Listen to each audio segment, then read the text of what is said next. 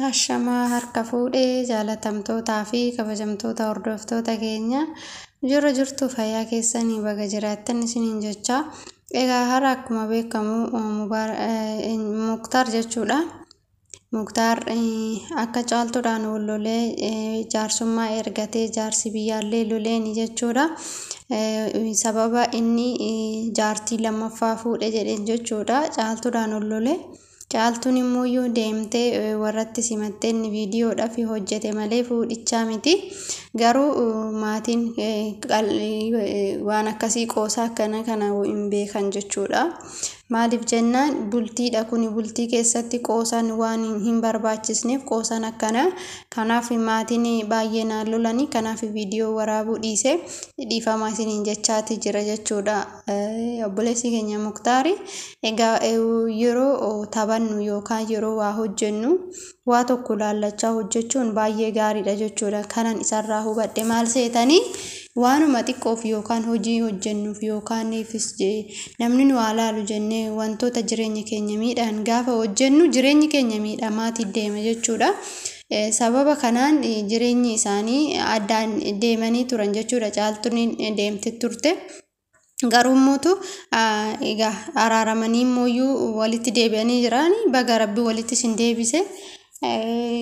Kuni kan maal argisiisa? Yeroo tokko namootaaf bootaa hin kenninu hojii keenya qofaaf bootaa kennina kanatti jechuudha. Fakkeenyaaf haati manaa isaa ina aarti jedheetis yaanne garuu haa aartus yoo aartes piraankiidhuma jedheetuma hojjete jechuudha. Garuu bultii keessatti qoosan akkanaa baay'ee ulfaatadha jechuudha. Jaartii na fuudha osoo ishiitti himinni kaa godhadhee jaartii lammaffaa jechuun baay'ee ulfaata jechuudha caaltutti. Sanirraan immoo haadha ilmoo taatee jirti. Erga ilmoo godhatteen boodas immoo rakkisaadha jechuudha. Wanti kun namni biyya Itoophiyaa san keessatti jaartii takkaayyuu bulchuun baay'ee ulfaatadha jechuudha. Maaliif haala jireenyatiin wal qabatee jechuudha. Shariyaan illee heeyyamu shariyaan akka itti heeyyama qaba.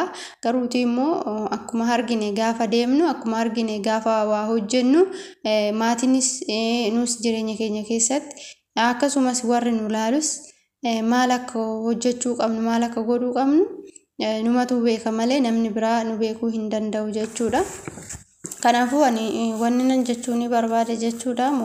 Muktaari viidiyoolee akkasii viidiyoolee bultii kee tuqan viidiyoolee jireenya kee jeequu danda'an kanneen irraa osoo of qusattee piraankiin biraatu guutee jira jechuudha. Piraankii wanti hojjettan wanta adda addaa hojjechuu dandeessu ka biyya keessa jirtu wanna hojjetan hin habamu. Garuuti immoo qoosaan akkanaa kuni bultii namaa diiga jechuudha. Bultii kee haala kanaan ifattee bakka ilmoo argatteetti haala kanaan jechuudha. Akkaataa itti fuutes hin beekna jechuudha. Wajjumaan beekna. Garuuti immoo haala salphaa ta'een ati karaa ati hin beekamne bultiin kee gaafa diigamu gaafa san baay'ee ulfaatadha jechuudha. Osoo amma caaltuu warri siin kenninu deemi bakka erga fuute deemi sanuma faana jiraadhu otoo siin jedhan ni danda'u jechuudha. Intala isaanii kennuu dhabu inni karraa buusitoo deemi jechuu hin danda'u jechuudha. Maaliif egaatuyyuu irratti fuute jechuudha.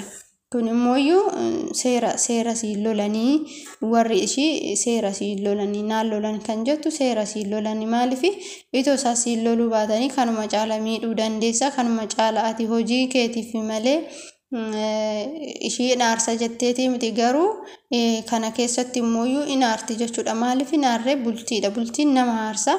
Kanaafuu wanti isin hojjettan walumaa galatti dogoggoraadha jechuudha. Dogoggora akkasumas immoo namni ilaalu jettaniitidha jechuudha.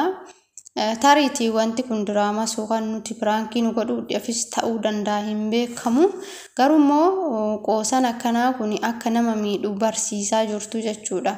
Qoosaan gara bultii keessatti fuudhee jaartii lammaffaa jettee piraankii akka piraankiitti hojjette kun namoota biraatiifuu barumsa akka ta'uuf jechuudha. Namni bultii qabu tokko akkanatti qoosaa akkanaa qoosuun akka hin barbaachisne jechuudha. Wanti asirraa hubadhe Egaa Muktaar keenya waa waamattu dhugaas ta'ullee soballee ta'u baga walitti deebitan isin jechuudha. Inni guddichi isin walitti deebi'uudha. Osoo isin walitti deebi'uu baattanii baay'ee tokko ulfaata. Garuu walitti erga deebitanitti hedduu gaariidha. Das nama jedha jechuudha. Gaariidha. Walitti deebi'uun keessan na gammachiisee jira. Hundumti keenya isiniif gammanneerra. Maaliif namni gaafa adda bahu baay'ee ulfaata. Gaafa walitti dhufu baay'ee salphaadha namni jechuudha. Garuu gaafa adda bahu jireenyi adda bahuun kun baay'ee ulfaata waan ta'eef baguma rabbi adda isin hin baasini baguma walitti deebitanii amma boodatti viidiyoota akkanaa irraa of qusadhu obboleessa keenya siin jenna. Viidiyoota argitee ishee rifachiisan viidiyoota bultii kee tuqan irraa of eeggannoodhaan hojjedhu siin jenna. Egaa namoota biraatiifis barumsa akka ta'uufis hojjechuu ni dandeessu isinii.